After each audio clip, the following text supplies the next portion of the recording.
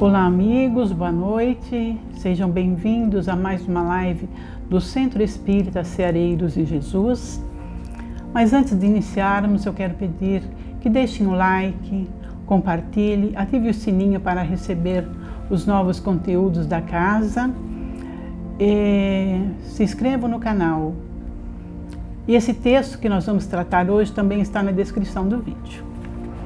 Então vamos lá, nós vamos dar sequência ao livro Vinha de Luz, de Chico Xavier e Emmanuel, e nós vamos ver a lição 26 com o título Véus. E vamos pedir a Jesus que nos ampare, que nos oriente, para que seja uma boa noite de estudos. Mas quando se converterem ao Senhor, então o véu se tirará. Paulo, segunda carta aos Coríntios, capítulo 3, versículo 16. Nesse capítulo 3, nesse versículo do capítulo 3, Paulo diz que para tirar esse véu, primeiro temos que nos converter ao Senhor. E de conversão, Paulo pode falar com propriedade. É somente através da nossa mudança que vamos conseguir, o que demanda muito trabalho e renúncia. Então vamos realmente iniciar a lição. Não é fácil rasgar os véus que ensombram a mente humana. Então, iniciando a lição, Emmanuel ele coloca a palavra véu no plural, dizendo não ser fácil descortinar os véus que nos obscurecem. O primeiro véu que nos foi colocado é o véu do esquecimento de vidas passadas, quando reencarnamos na Terra, e nos foi colocado por misericórdia divina, para que não nos preocupássemos com o passado, para que nós preocupemos apenas com o presente, para que possamos construir um novo futuro. E o trabalho na seara do Cristo é o único caminho para romper esses véus que nos envolvem. O véu da ignorância, do orgulho, da vaidade, o véu da insensatez, do pouco raciocínio e do pouco amor que ainda conseguimos dar. Quem apenas analisa pode ser defrontado por dificuldades inúmeras, demorando-se muito tempo nas interpretações alheias. Quem somente se convence pode tender ao dogmatismo feroz. Então nós não podemos ficar só com as interpretações de outras pessoas, com o entendimento de outras pessoas, e nem tão somente analisar. Temos que procurar ter entendimento e discernimento para quando surgirem os obstáculos, vamos atravessar com maior tranquilidade. E é somente embasados nos ensinos de Jesus que vamos conseguir. E aquelas pessoas que apenas se convencem, o que vai acontecer? Vão desenvolver a fé cega, a fé sem raciocínio. E a fé sem raciocínio, ela nos leva ao fanatismo, que não é bom para ninguém. E nós temos que questionar, que ir em busca desse conhecimento, e não nos atendo aos dogmas e atos exteriores. Porque todos aqueles rituais, aquelas pompas, todas as regras, não vai somar em nada na nossa evolução. Muitos cientistas e filósofos, escritores e pregadores, assemelham-se aos pássaros de bela plumagem, condenados a baixo voo em cipoais extensos. Vigorosas inteligências, temporariamente frustradas por véus espessos, estão sempre ameaçadas de surpresas dolorosas por não se afeiçoarem realmente às verdades que elas mesmas admitem e ensinam. Então, nesse parágrafo, Emmanuel ele vem nos afirmar que muitas pessoas que têm o dom da palavra, que são os oradores, o dom da escrita, da inteligência, mas que apenas ensinam e não praticam. Então veja bem, não adianta ensinar e não trazer aquilo para a própria vida, Não vai resolver muito. O que acontece? Aí ficam apenas no terra a terra, fica estacionário, sem conseguir alçar voos no rumo da evolução espiritual, por não conseguir remover o véu que os obscurecem, por não terem a verdadeira compreensão. Então, quando nós não temos compreensão, a gente não consegue ir além, né? Não consegue dar o próximo passo. Exportadores de teoria, eles olvidam os tesouros da prática e daí as dúvidas e negações que por vezes lhes assaltam o entendimento. Esperam o bem que ainda não semearam e exigem patrimônios que não construíram por descuidados de si próprio. Então veja bem, né? Se eu não plantei nada, eu não vou colher nada, né? E a gente só colhe aquilo que a gente planta. Isso é uma lei natural. Se eu plantar abacaxi, eu vou colher abacaxi, eu não vou colher uvas, né? Isso já é uma lei, né? Uma lei natural. E não adianta ficar somente na teoria. O conhecimento ele é muito importante, mas é através das nossas obras, do amor ao próximo e do amor que Jesus nos ensinou e exemplificou, é que construiremos os patrimônios imperecíveis na nossa caminhada até Deus. O que é esse patrimônio imperecível? São as nossas obras, o nosso trabalho no bem, né? Que nem a traça e nem a ferrugem corrói.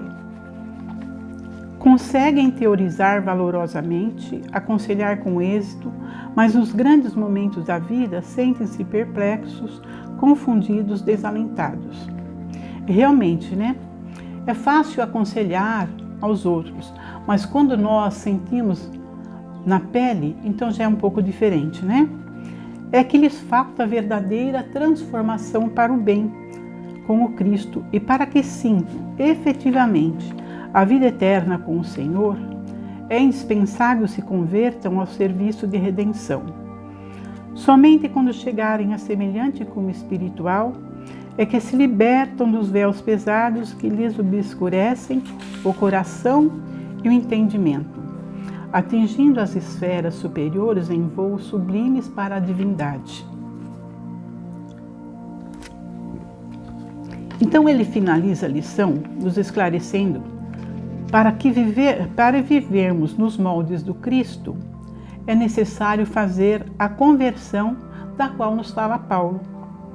E para chegar a essa condição o caminho é longo e se dá através do nosso burilamento, do autoconhecimento, identificar o que precisamos melhorar, o que temos que modificar em nós e o que devemos desenvolver. É trabalhar o auto-amor, porque se eu não me amar, como é que eu vou amar o outro? Esse auto-amor bem conduzido, ele nos leva à reforma íntima. E a partir do momento que nos convertemos, não vai haver lugar dentro de nós para a fé inoperante, para a adoração improdutiva, para a crença sem obras. Quando Jesus disse, brilhe a vossa luz, ele não perguntou se nós temos luz, ele disse, brilhar a vossa luz. O que significa que todos nós temos luz própria, pois somos filhos da luz, somos filhos de Deus. E para brilhar a luz que há em nós, precisamos nos esforçar, trabalhar para isso, superando obstáculos, que muitos deles trazemos do nosso pretérito, e alguns bem difíceis de ser trabalhado, mas não é impossível, basta a nossa boa vontade, que quando temos a boa vontade, Jesus nos ampara. Fazer brilhar a nossa luz é apagar as nossas imperfeições, é refletir sobre nossa vida, os nossos atos, sentimentos, pensamentos e vibrações à luz pura do Cristo. É chegar à condição declarada de Paulo de Tarso. Já não sou eu quem vive, mas o Cristo que vive em mim. Isso está em Gálatas, capítulo 2, versículo 20.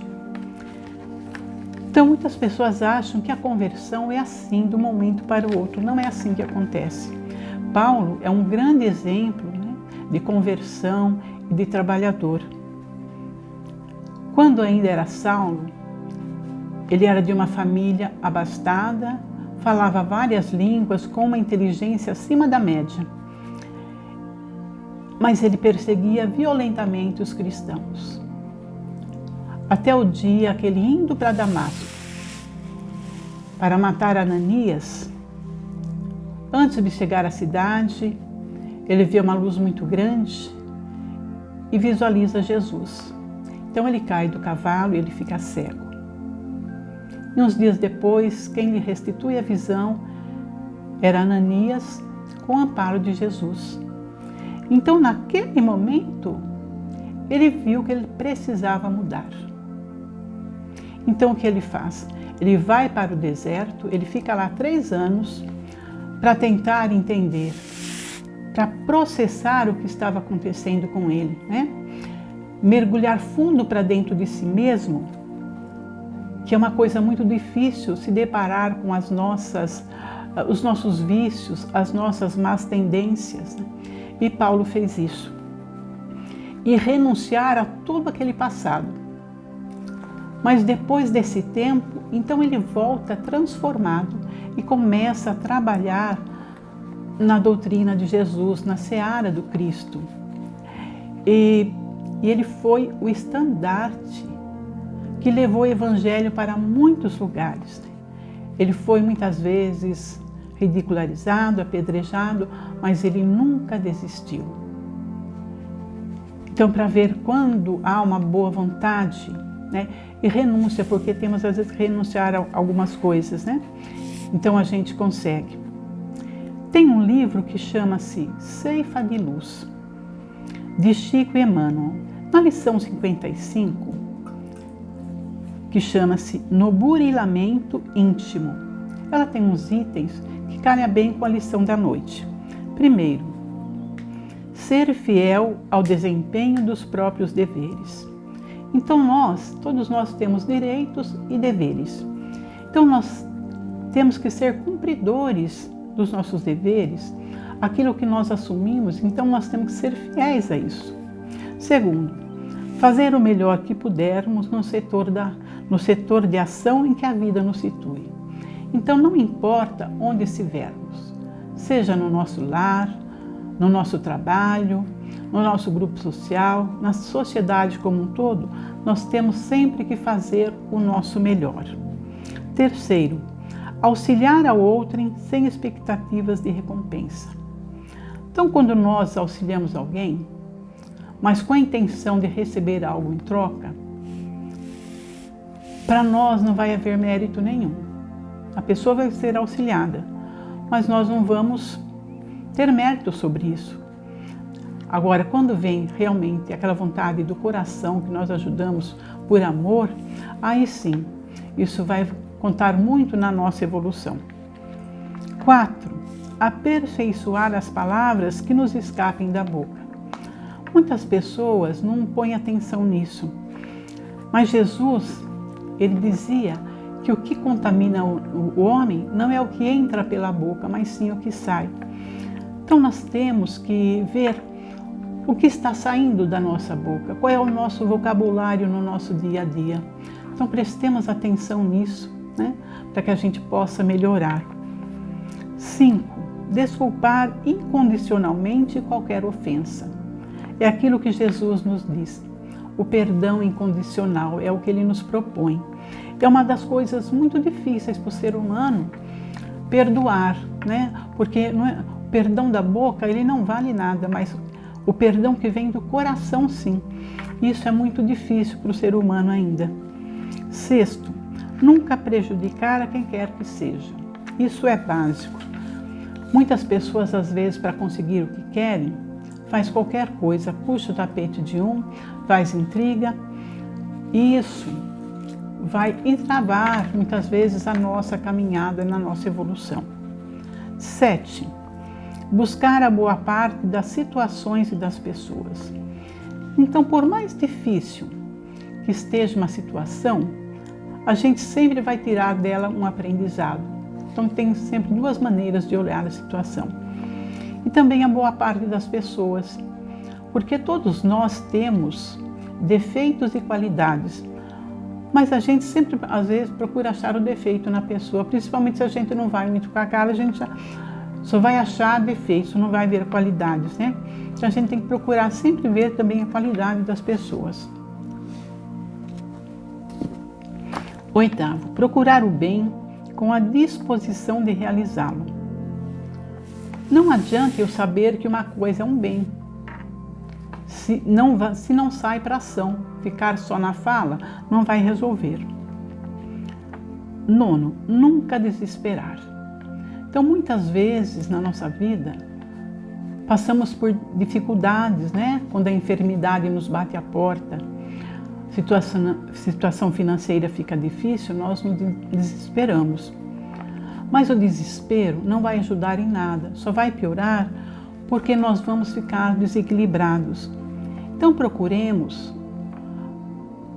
o auxílio da prece, né? Isso nos acalma e quando a gente está com tranquilidade, né, a gente recebe ajuda da espiritualidade, né? E lembrar sempre que tudo passa. 10º, que os outros sejam quais forem, são nossos irmãos e filhos de Deus, construindo conosco a família da humanidade. Então veja bem, aqui já está falando, somos todos filhos do mesmo Pai. Até aquela pessoa que cometeu as piores atrocidades, ela é tão filho de Deus quanto eu, quanto você.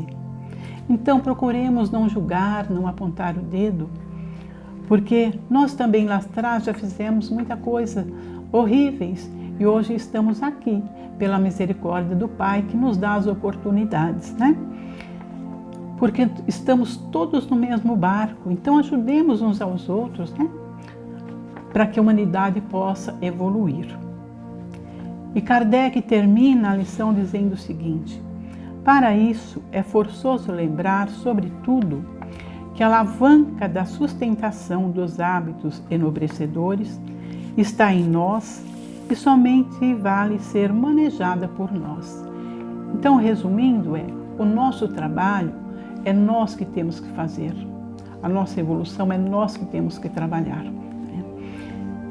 Então, finalizando a nossa exposição da noite, eu agradeço a atenção de todos e pedir mais uma vez que deixe um like, ative o sininho para receber os novos conteúdos da casa, compartilhe e lembrar que o texto fica também na descrição para quem quiser. Que todos tenham uma boa noite e que Jesus nos abençoe. Muita paz.